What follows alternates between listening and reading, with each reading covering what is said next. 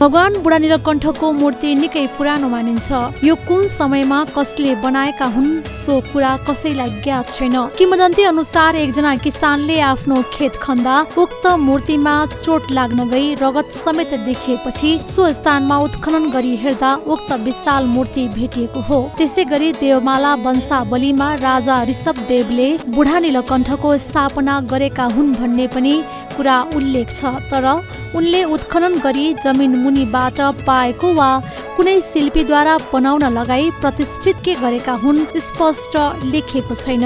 विक्रम सम्वत 398 मा राजा मानदेव प्रथमले धेरै शिवलिङ्गहरूको स्थापना गरे भन्ने त छ, तर नीलकण्ठ बारे केही उल्लेख छैन।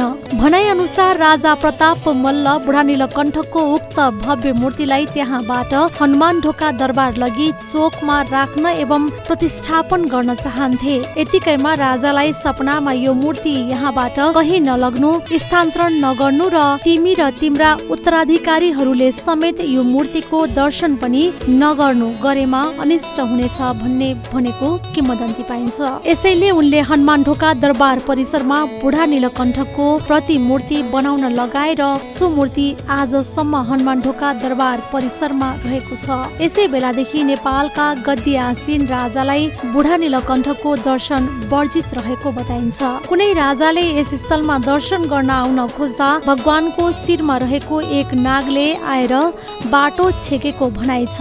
हाल उक्त नाग पिपलको वृक्ष मुनि एक दुलोमा शिला स्वरूपमा परिणत भएर रहेको धार्मिक विश्वास छ। अहिले पनि पिपलको वृक्ष मुनि दुलोमा नाग स्वरूपको शिला देख्न सकिन्छ। यो प्रस्तर मूर्ति भगवान शिव र विष्णुको संयुक्त स्वरूप भएको मानिन्छ। त्यसैले उहाँलाई हरिहर स्वरूपमा पनि पूजिँदै आइएको छ।